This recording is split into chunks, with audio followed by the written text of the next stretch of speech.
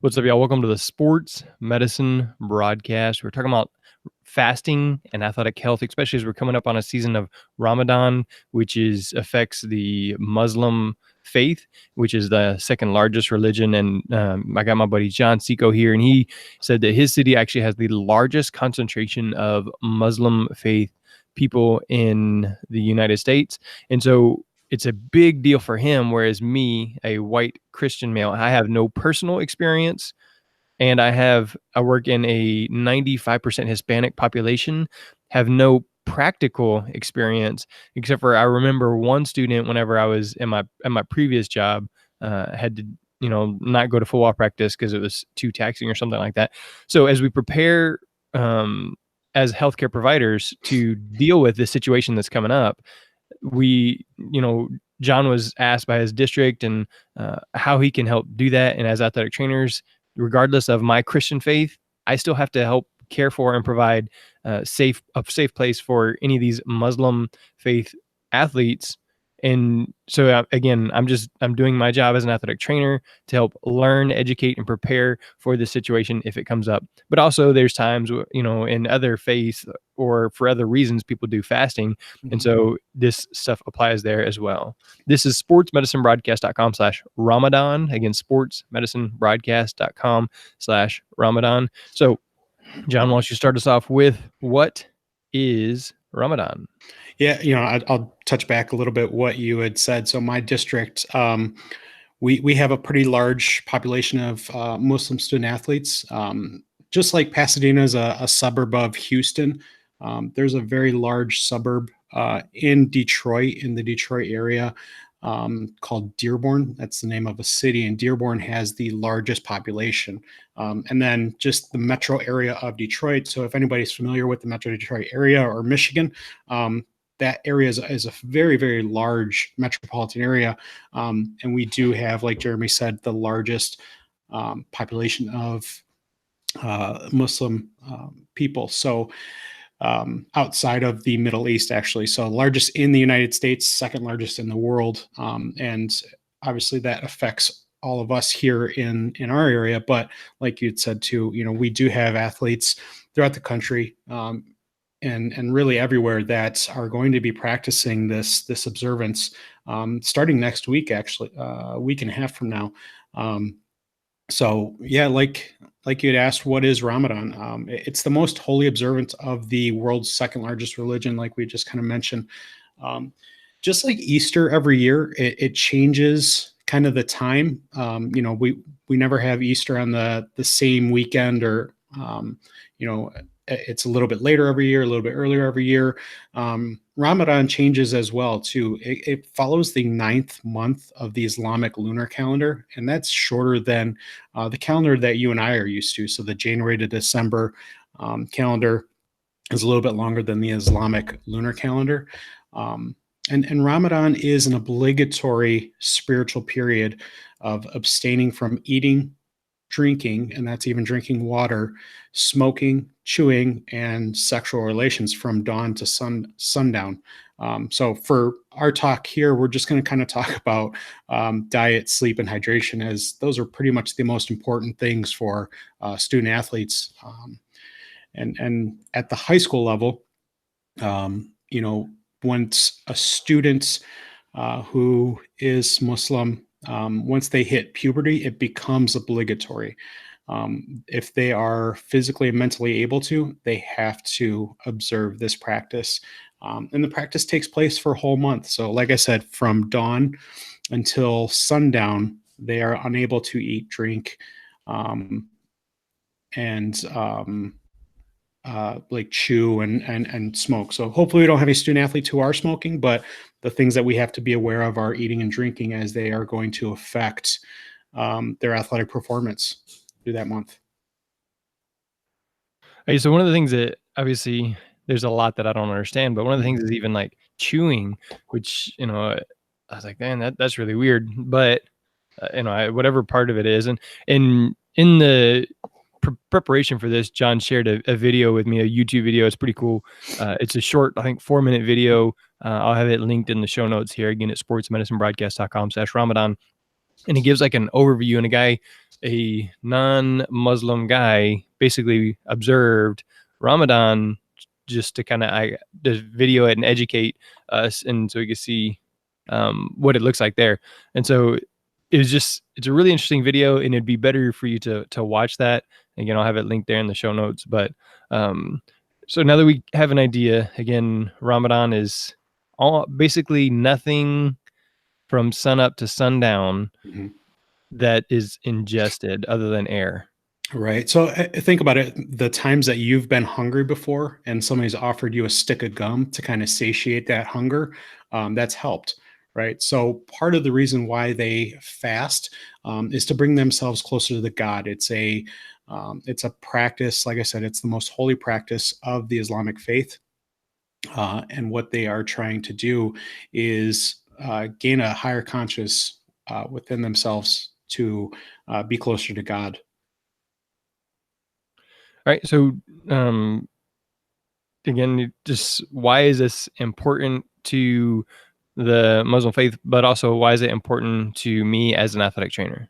Yeah, so it's important, like I said, for that's a two-part question. Why is it important? So, why is Ramadan important to the Muslim faith?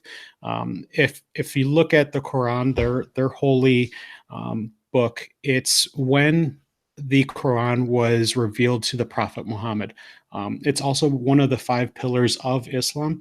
So, the five pillars, and that video that I shared with you, it has the five pillars. They talk about it, but one of them is prayer, giving to the poor, a pilgrimage, and then the last two are fasting and faith. So it is one of the most important things that they do. Why is it important to athletic trainers? Well, it's about inclusion. We want to make sure that we're caring for all of our student athletes the same across the board. So if somebody is practicing this, we have to be aware of it. Just in case we have to treat it. We want to make sure that we're treating everybody the same. And it is, since it is the world's second largest religion, it probably is going to affect a student athlete that we may not know about. So, you know, a couple other things that we have to be aware of too is, like I said, the time of the year changes from year to year. And I've included that for Jeremy to share in the show notes for future. But here in Michigan, right before we jumped on in May, from May to June is our pretty much busiest time of the year when we have the most practices, games, and then we hit state playoffs. And I know Jeremy said that he's pretty much done um, in in his school, but there are going to be some state playoffs happening soon. And if we understand that diet, exercise, sleep are really important, and as well as hydration, it's going to affect those things. It's going to affect those games. It's going to affect those practices, um, and and we just want to make sure that we're aware and we're able to care for our student athletes, and that's really what it kind of comes down to. So when I was presenting in San Antonio this January, I listened to a talk also by Jeremy Blanchard, a doctor, and he talked about patient-based care. So as far as Ramadan, does it change the way that we can treat athletes at all? Like, I mean, obviously, if I feel like a kid has low blood sugar, I'm gonna normally give them something. And so for a kid with Ramadan going through observing Ramadan, then I'm not gonna treat them that way, but they should also know that. But does it change any of the stretches, the exercises, anything other than the intake? Realistically, no. It's just going to affect the intake, and what you don't want to do is walk into a practice and ask who's Muslim, who here is Muslim. You don't want to point anybody out, but you do want to just let your student athletes know, hey, listen, if you're going to be observing Ramadan, just let me know. You feel free to walk into my office. Feel free to just send me an email. You don't want to point anybody out. You want to just make sure that you're aware of it.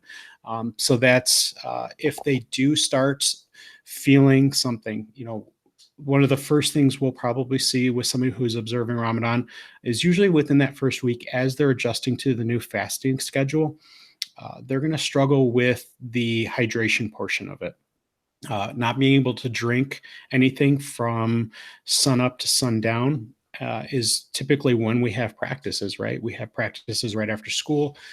You've gone through lunch, you've gone through a whole day of school. If you're not able to drink through that whole time, it's going to affect you in your during your practice or during your competition time. So you want to be aware of those student athletes because you're not going to be able to treat really. The first thing that we do is give them water, or if we need to, we give them a hoist or we give them a Gatorade to help with their hydration levels. Knowing that a student athlete is going through Ramadan, it will help you. If you need to remove them from a practice, you can help them. It's been a while since Ramadan has happened during a sports season for us. Last time it happened actually in the fall. It took place during August, and that's as most people know, August is the most humid, hot time pretty much throughout the United States. I know here in Michigan, it's pretty tough. And we had a football player he let me know. He said, "Hey, I'm observing Ramadan this month. If you can, just keep an eye on me. But I'm just going to come to you and say I need a moment." And it was really for me. It was the first time I've ever dealt with that. And the cool part for me was just observing him walk away, find a shaded area, kind of sit under a tree. And what I observed him do was just sit and pray. And that was, a really cool thing. And it allowed him to practice his faith in a more dynamic way. He didn't just kind of have to do it during the call to prayer. When he started feeling the difficulties of not being able to drink or eat, and then also participate in an athletic event, he stepped away, gathered himself, kind of talked himself through it, and then was able to participate. And realistically, when we're looking at it as athletic trainers, we have to watch those signs and symptoms of dehydration and heat illness. Here in Michigan, I know, Jeremy, before we jumped on, we're expecting snow tonight. So really, I don't think anybody's going to be dealing with any heat illness, but give it a week. We're probably going to have 80, 90-degree weather here. You said you're going to have 90-degree weather here soon in a couple days or tonight. You have to be aware of those heat illness things too. And you had just talked with Dr. Miller about heat illness and treating those things. We're not going to be able to give water, give hydration products unless it becomes a medical emergency. If it becomes a medical emergency, we're allowed to treat just like we would anybody else. So the biggest thing is, first and foremost, health and safety is always number one. So if they start experiencing heat illness, dehydration more than they're used to, we're definitely allowed to give water and help treat them as we normally would. All right, so you mentioned puberty is the time when any able-bodied Muslim would begin observing Ramadan, and Mhm. that's actually right in the middle. The 14 year olds Yeah. are a lot of the people that we're treating. And so how do I know, or because at what point do I know, hey, you need to take this, to where I'm, or am I just pressuring them? You understand what I'm saying? Like, how do I find that line of, I am a healthcare provider, but I'm also providing patient-based care. Yeah. Tip? I think it comes in the communication with that. So what we're doing in our district is we've put together a paper. It gives tips on how to combat a lot of these symptoms and a lot of the things that they're going to experience. We're getting that information out, and then what we're asking our student athletes is just to have that conversation with the coaches, with their teachers, with staff, with myself, and just say, "Hey, I'm observing Ramadan. If there's something that you notice, let's have a conversation." So if I do notice a student athlete, I know a handful of the student athletes that I'm closer with. I'm going to be able to have that conversation with them. And I'm going to be able to notice, as we know more of our student athletes, we're able to have those more personal conversations. But if it's somebody that we don't know, it's just simply asking questions. Hey, how are you feeling? Is there something I can help you with? And then, like we would anybody else, if they are unresponsive, if they are not, responding appropriately, if they are experiencing those signs and symptoms of heat illness, dehydration, then we are going to treat. And really what we're doing, like I said, is making sure that the health and safety is the priority of our student athletes. So, um, a lot of times, what we've been told, or what I've been told from a community member, is it is forgiven. And if they do have to break their fast throughout the day, they are able to make it up at a later date. So, a lot of times this has happened before. The last time that Ramadan happened during the Olympics was 2012. And a lot of those athletes who participated in the Olympics, they were actually able to be forgiven until after the Olympics were over. So they actually went to their imam at their local mosque. They discussed it with them, and then after the Olympics were over, they practiced Ramadan at a date later than what actually Ramadan when it actually took place. So they're able to move dates around. They're able to practice it as long as they're not just completely disregarding the whole practice. They're able to make days up as they go forward with things. Very interesting. I know I had a comment again. Nathan Welliver, he said he's if he hadn't had like such a large population of Muslim Mhm. people or Muslim faith people, then he wouldn't have had such a experience with the tips and tricks. And so really, this is just a great podcast here for him to see that. So I appreciate any of the live feedback, comments, questions. Again, this is about us working together to provide the best possible healthcare. So if you're watching live, ask your questions, and then John and I can discuss them either now or at a later date. And then if you're listening later, then feel free to join us live again, sportsmedicinebroadcast.com/Facebook. So that's where I'm live most of the time, is on the Facebook group. All right. So as we're discussing Ramadan fasting, athletic healthcare, there's some important terms. And again, as you're building the relationships with the students, they may mention these words like, I'm going through a period of fasting, but what are some of those other key terms or things that are going to help us understand what they're talking about, John? Yeah, so I included that link to that video. And if anybody's ever watched the old Vice documentaries, there's a couple good ones. There's a gentleman named Thomas Morton who, like Jeremy had mentioned earlier, he did a full month of practicing Ramadan for Vice News, and then he actually did a 4 or 5 minutes important terms. The way I liked it, or the reason I liked it, is it was a little bit of kind of slang terms of people who are around Muslim faith individuals. They use a little bit more slang, just like Jeremy. You're in Houston and you have more Spanglish sometimes than actual English and Spanish. It's very very similar to pretty much any religion, any other faith or race. People are going to use slang terms. So that video was a lot of fun to watch for me last night. But two of the big terms that I wanted to touch on was the iftar, which if you have a Muslim faith student athlete, they're going to talk about the iftar. The iftar is the meal at sundown or right after sundown. And that iftar is a very, very large meal.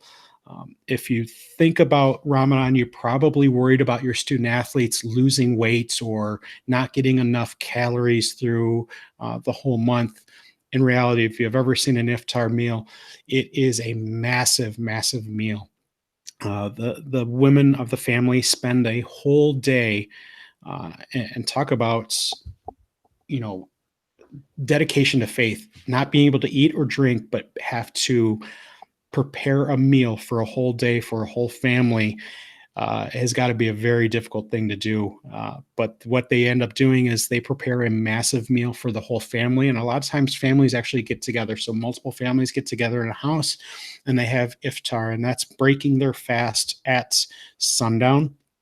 And it's a very large meal. Like I said, it's very high in proteins, carbohydrates, fats. They're really going to hit all of their macronutrients. So a lot of times when we're worried about our student athletes not getting enough food or not getting enough of their macronutrients, they're definitely going to get it. The problem with it is they're going to get it all at one time. So they're going to get very, very full and then go to bed and then wake up very hungry. So if they're not careful, they could potentially miss their next meal, which is the meal at pre-dawn, which is the suhoor. That's their breakfast in the morning. But the difficult part of that is if we look at it, I've included a chart too. We're always worried about sleep too, or at least we're starting to become a little bit more aware of sleep, the importance of sleep. I think we've always known the importance of sleep, but with a lot more of studies coming out, we need the 8 hours. It's not just a loose recommendation anymore. The 8 hours has become a very studied topic, and we're showing a lot more the importance of that. If we take a look at the calendar, which I've included for this next month, you notice that we have somewhere around 9 hours of sundown. So the time where they're able to not only eat and drink, but also sleep. So if you look at 9 hours and then the importance of 8 hours of sleep, that gives them about an hour to eat and drink prior to practicing their fasting. Now, there's plenty of times where we talked about it when you and I were in Orlando. I fast every day, but if I were to kind of cram 2 meals into a whole hour and then try to sleep, it's pretty tough, especially when you're spending time around family. Doing the big meal at sundown is very, very difficult. So you are going to lose sleep. And one of my colleagues who is a Muslim athletic trainer, his recommendation was to try to wake up earlier. So if you look at the sunrise calendar, a lot of times here, and I wrote the sundown or sunrise calendar here for Michigan and Eastern Standard Time. It's very early in the morning, so it's around 5 or 6 in the morning as you go through that month.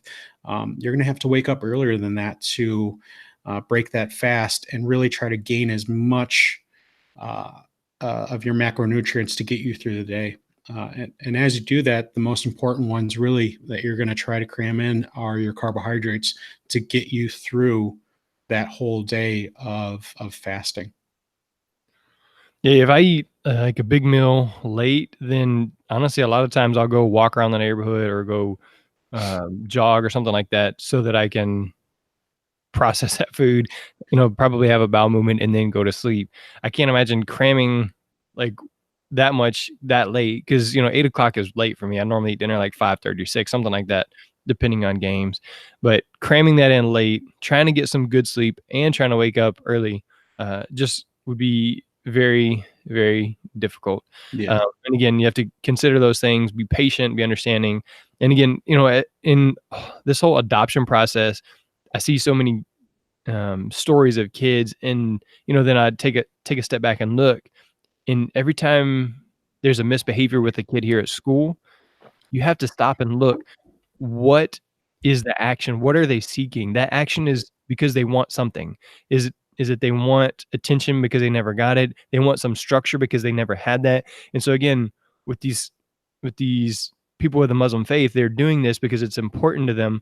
And is that headache because they need some attention, or is it because they're observing Ramadan and they haven't had anything for the last 9, 12 hours, whatever it is? And so you just have to step back and look at the entire situation as an athletic trainer, as a healthcare provider. And, Right. and this is educational to me because I don't have much experience at all with it, but here we continue. So, Yeah, um, like you said, like we talked about, it's a mandatory observation. The student athletes who are seniors who have practiced this in the past, they're kind of used to it. They're used to it. They've learned some of the tricks of the trade. They've learned when to break fast. They've learned how to take naps to kind of pass the time as well too. And that was another one of the recommendations was making sure that they're getting an hour and a half to 2 hour nap midday if they can.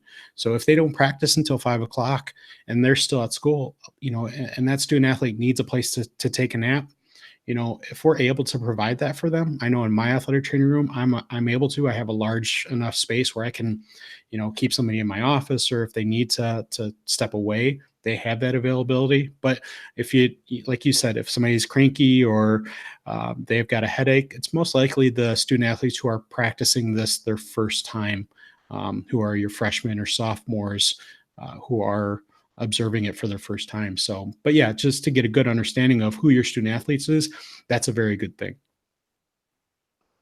So you mentioned some other important factors here. You said you got to consider the sleep, the diet there at the end. What are some of the other things that we need to really look out for? Yeah, so we talked about diet. We talked about what they should be getting in to meet those macronutrients. They're not going to have a great diet. When I was talking to one of my student athletes, she said, people are always worried that we're going to lose weight, but we actually gain weight during it. And a lot of it is because they're eating high fat, high protein meals and then going straight to bed. The important thing is to make sure, like I'd mentioned, they're getting high carbohydrate foods and that they're low in glycemic index too. So they're not just eating sugar first thing in the morning. They want to make sure they're getting those good carbohydrates to last them through the day, and that they're also hydrating too. The important thing is, like we talked about, they're going to get 2 massive meals throughout the day, is to not overhydrate at those meals, to make sure that they're getting a steady stream of that water throughout the day, and to avoid those sugary, high, uh, high caloric drinks. They're going to avoid caffeine as well at night, so that's not going to disrupt their sleep. And then in the morning, another a tip that I was made aware of is to add salt to their water, and that's probably not any surprise to athletic trainers if they're trying to retain water throughout the day. Getting a little bit of a saltier drink in the morning, something a little bit higher on electrolytes, but not too much sugar where it's going to drain them. The fear is that they're going to break the fast at sundown and then chug a whole liter or a whole gallon of water. And all that's actually going to do is dehydrate them a lot faster because they're just putting in so many fluids that they're all just going to get washed out immediately. And it's going to disrupt that sleep cycle even more. So, the other thing that we wanted to talk about, and you had asked about, was the emergency procedures. If the student athlete is experiencing anything that is close to an emergency situation, we are free to treat. Like I said, they are going to be forgiven. And if they need to, they can make up that day at a later date. But we want to make sure that our student athletes are healthy and safe at all times, and that is always forgiven. But some of the things that we need to have is make sure that we have cold towels, cooling procedures, and I know Dr. Miller always talks about making sure that student athletes are cared for and monitored in an appropriate way. But if we're able to give cooling towels or have cold baths for them to use, just to bring their core temperature down if they start experiencing, a heat illness, they're allowed to do that. Another thing they're allowed to do if they start experiencing that too is actually rinse out their mouth. So if they're given some water, just rinse out their mouth. They're able to rinse it and then spit. That will help as well if they're trying to really make it through the day without eating or drinking anything, but trying to stay away from an emergency situation. They're able to practice that. But if they do kind of cross the line and we need to treat, then we're able to, and they're able to drink and take in food or water if necessary. All right. So number one, take care of the athlete's health and safety, but at the same time, understanding their situation, knowing that, hey, you should really just eat something; it'll make you feel better. It isn't going to be helpful in that situation, Right. but taking just again doing what you have to do to save the athlete. Right. All right. What are some of the other things that we need to take care of or educate others on? Yeah, so we're athletic trainers, so we're not always just going to work with our student athletes. So we have to be aware of, or make our coaches and our boosters and our PTOs aware of, some of our student athletes that are going to be practicing Ramadan, the observance of Ramadan. So make sure our coaches know, hey, listen, we're probably going to have a student athlete that is practicing Ramadan. We've asked them to contact us or to just pull us aside and say, hey, I'm a practicing Muslim. Ramadan is this month. I want to let you be aware of those things, because if they are doing sprints, if they're doing conditioning at the end of the practice, and if you haven't eaten enough, or you haven't had enough to drink, or if you hadn't had enough sleep throughout the day, it's going to affect your participation. It's going to affect your ability to do those drills. But if you're practicing it because of a religious observation, you want to make sure your coach knows, so that way it's not seen as a lack of hustle, or not seen as a lack of wanting to participate. They may not physically be able to, but they're going to try. And that's one of the things that I've learned over the years is with Muslim athletes, they want to be just like anybody else, a part of the team, and they're going to try their hardest to participate and to be just another member of the team, because realistically, that's what they are. They're just another member of the team, not any different than anybody else. But the coaches need to be aware of that too. They want to, you don't want to have a coach yelling or belittling a kid because they are, like I said, giving a lack of hustle. They may not be able to. And then, since we do work with our booster parents, our PTOs, let them know, hey, listen, if you're having a pasta party before the next big game, some student athletes may be able to go, or they may not be able to participate in, eating pasta or pizza before the game, but they're going to be there. So just like anybody else, you want to make sure that you're not pushing food on them or asking them why. Just say, hey, if they're, not taking food, it's not against you. They're just observing a religious practice. And then one of the recommendations that was given to us by one of my community members was, if you are having an end of the year banquet, provide a take home option. They're going to have food at the iftar. They're going to have plenty of food. Like I said, if you've ever seen one of these spreads, it's basically what we have at our Easter or Christmas and, large family gathering. You're going to have tons and tons of food. They're going to have that every single night. But if they're able to take home food from a banquet, it's just showing that you understand and you care, and you want to be able to provide for those student athletes. And a lot of times they may take home the pizza, they may take home, whatever is at the banquet, and eat that during their meal with their family, because it brings them closer to the team that they're a part of. And that's, for me, I think that's a pretty special thing. And that shows that you care for your student athletes, or at least you're providing that understanding for, those boosters and those PTOs and those coaches, that they have an understanding of those student athletes, and they care for them just like they would anybody else. All right. This is sportsmedicinebroadcast.com/Ramadan. John, any other thoughts or tips before we close this one out? No, I think, with the amount of student athletes we have in our area, becoming more knowledgeable, not just in Ramadan, but in other religious practices, like you said, is patient-based care. We're caring for the patient. We're caring for our student athletes. And you're providing a connection with everybody, not just kind of looking over everybody, and definitely not, keep holding people out because of their religious practices. To really include everybody is a very important thing. And I think that's one of the things that athletic trainers do very, very well, is we understand all of our athletes as much as we can. And if there's something you don't understand, it's better to ask a question than to have an ignorant thought in your head. Because I know I've definitely done that in the past. For me to really dive into a lot of the research over the last couple of weeks to bring together a paper and to bring together this podcast has definitely educated myself, just like we would pretty much anything else. Read the research, have conversations, ask questions, and you're going to be a better practitioner. I am not comparing Ramadan or religious fasting to the menstrual cycle, but as you're talking about, it's better to have that conversation. So a lot of times with a female, they're like, I just started. I would say, do you think this is related to your period? And so we ask that question, so then they can have that thought process. Oh, yes, it is, or no, it's not. And it is a little awkward for, a 38-year-old male asking a 14-year-old, 15-year-old girl, is this related to your period? But I'm a healthcare professional, Mhm. and they need to understand that too.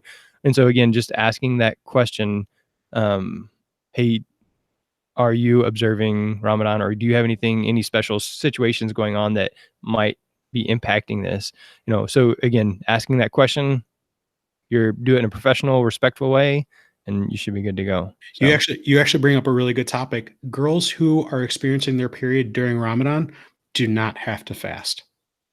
So that was one of the things that I learned recently, that girls who are experiencing their periods going through that time, they don't have to fast. So if somebody doesn't know that, or if you have a student athlete, they are hopefully going to know that. But that's just another thing that's I was made aware of, that I learned within the past couple days. So I'm glad you actually brought that up. I see lots and lots of value here from my buddy John Ciecko. So again, this is sportsmedicinebroadcast.com/Ramadan. And again, I appreciate John, the work you're doing there to help educate and include your athletes, and then sharing that knowledge with me and everybody here on the Sports Medicine Broadcast listening. So Absolutely. John, if anyone wants to get a hold of you, have some more questions, or maybe even get a copy of that paper that you've prepared for your athletes. Yeah. My email is jciecko@bloomfield.org, BLOOMFIELD.org. Feel free to shoot me an email. I will forward it on to you. We actually just sent it out to our district about 30 minutes ago. So it's live. It's going to be out there. And then, ask me questions on Twitter. I know Jeremy's tagged me here. Ask me questions here on Facebook. And then if I see you at NATA in Las Vegas, feel free to say hi and ask me any questions if you have them. All right. So, of course, I'm Jeremy Jackson, host of the Sports Medicine Broadcast, and you can go to sportsmedicinebroadcast.com. Any way to get a hold of me there. So, again, for my buddy John, for our gaining understanding of Ramadan, sportsmedicinebroadcast.com/Ramadan. That is a wrap. Thanks, John. Thank you.